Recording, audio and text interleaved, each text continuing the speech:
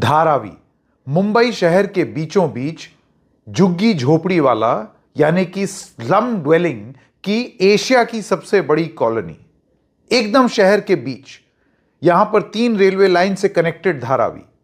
Lifeline माना इसलिए भी जाता है क्योंकि आसपास के एरिया में वो लोग जो मुंबई आ करके गुजर बसर करना चाहते हैं, जिनके पास ज़्यादा पैसा नहीं है, वो यहीं पर रहते हैं।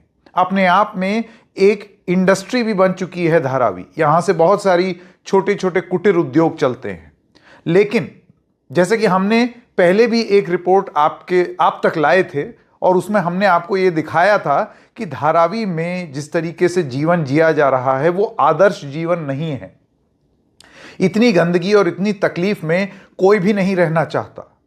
लोग सुधार चाहते हैं, लेकिन वो सुधार के नाम पर, अर्बन रिन्यूअल के नाम पर धारावी की जमीन अदानी को चले जाना, ये एक अध्याय था।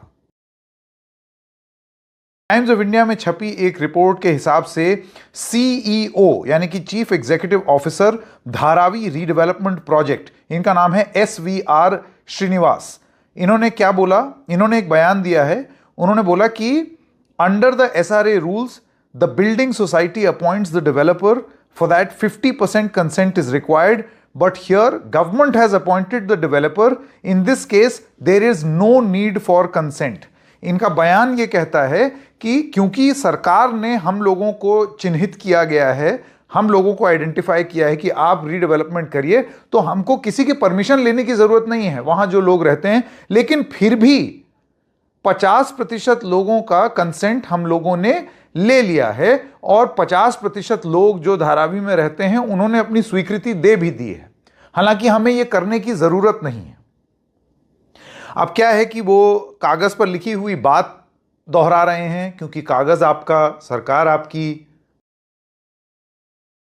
बयान में सुना बहुत क्लियरली महिलाओं का, लोगों का ये कहना है कि जहां झुग्गी वहां ही आप घर दे दीजिए।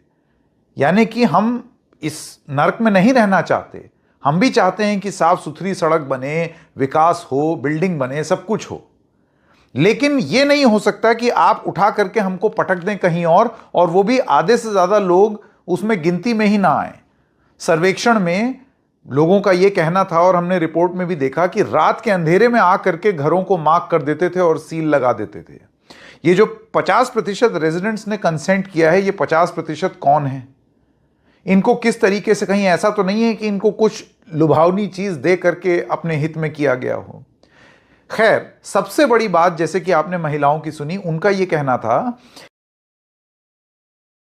कि आप हमारे पॉइंट ऑफ व्यू से सोचिए। हम यहां पर रह रहे हैं, हम यहां पर बहुत सालों से रह रहे हैं और ऐसे में हम भी विकास चाहते हैं। तो आप अगर इस एरिया को रीडेवलप करना चाहते हैं तो रीडेवलप करके हमको यहीं